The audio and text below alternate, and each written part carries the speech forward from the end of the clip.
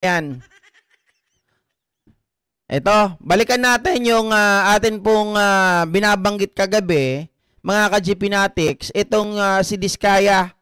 Nakita po natin nung nagpunta ng DOJ ay nag-heart sign, mga ka-GPnatics. Kaya ngayon po, itong si Asik Calabano at ang NBI ay nagbigay ng statement. At nakita daw po nila yung antics nitong tao na to ay mukhang walang sinseridad. At ito po mga kababayan ay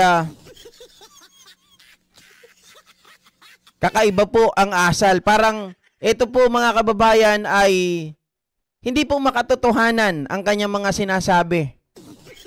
Ito, pakinggan muna natin mga kababayan itong isa pa, si Rockstar Attorney, na kung saan po ay talagang kapansin-pansin, napansin nila yung galaw, yung kilos ng mga Diskaya na hindi na po seryoso sa kanilang mga pinagagawa at tila walang remorse. Mga kababayan, doon po sa mga pangyayari ngayon. Nakita nyo ba yung video ni Sara Diskaya? Nung pumasok siya sa DOJ, nag-finger heart pa siya.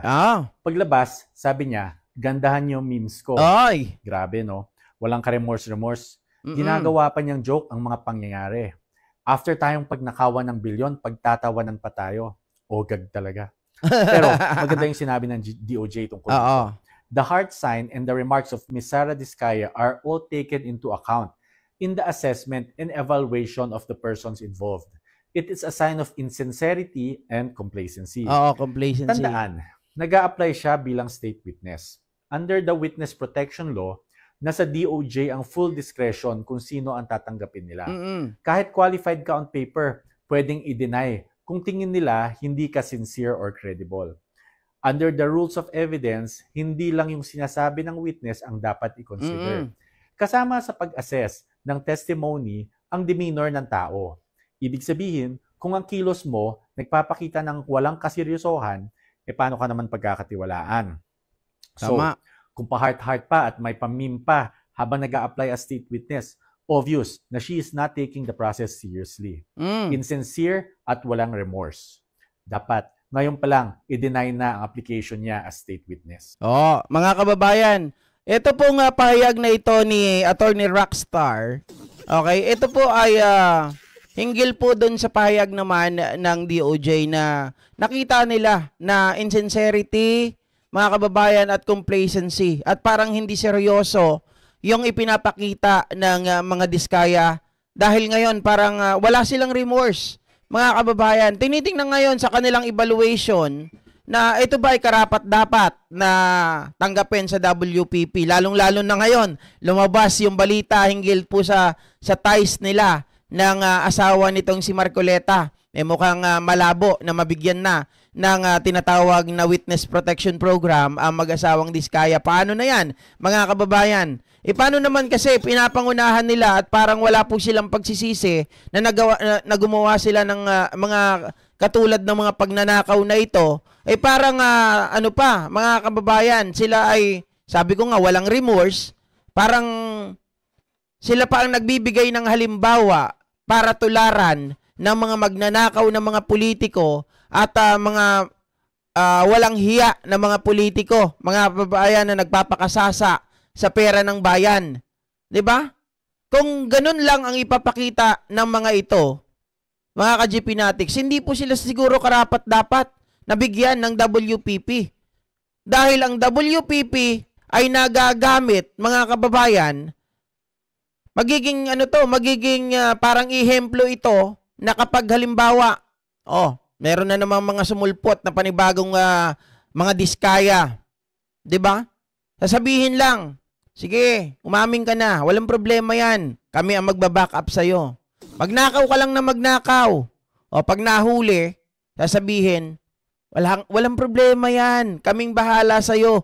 Umamin ka, magturo ka, ipapasok ka namin sa WPP. Okay na ang buto-buto. Diba? Ang pangit, mga kababayan, mga ka-GPnatics, ng ganun po na sitwasyon. Kasi parang ginagago lang po tayo eh. 'Di ba? Ginagago lang po tayo ng mga ito. Pagkatapos magdrama, Nakita nga natin, may padila-dila pa. 'Di ba?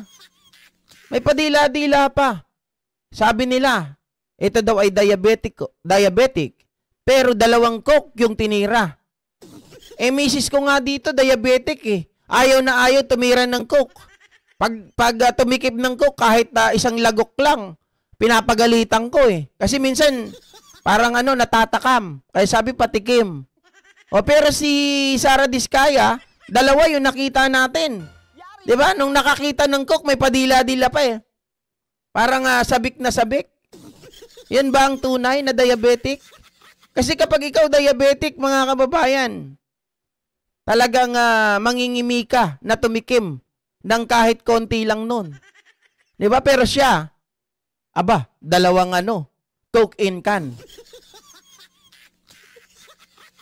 May update si Marco Beta sa Abante News, tinawag na tanga yung anchor. Oy, mamaya. Sige, tingnan natin yan, mga ka-GP Natics. Tayo ay nag-update lang naman dito. Mukhang malabo na at syempre nagda-doubt na rin ngayon yung DOJ kung bibigyan pa nila ng WPP itong mag-asawang Diskaya dahil nga po sa pinapakita nila na kilos at galaw ay hindi po naayon, mga kababay. Parang wala silang pagsisisi. Parang hindi nila nakikita, mga ka-GP Natics, na sila ang nagiging sanhi ng kaguluhan ng bansang Pilipinas ngayon dahil sa mga ginagawa nilang mga kalokohan, substandard, flood control projects, at sila yung mga tao talaga na masasabi ko na hindi po magkakaroon ng nakawan kung hindi po nila, mga ka-GP Natics, ay 'di ba? Parang sinusuhulan ng pera yung mga politiko na sige, kami na lang ang hawak ng mga proyekto, bibigyan namin kayo ng ganitong presyo. 'Di ba? Ito naman ang pag-usapan natin, mga kababayan. Saglit lang 'yun no? Talagang dinaanan ko lang 'yun. Pag-usapan naman po natin itong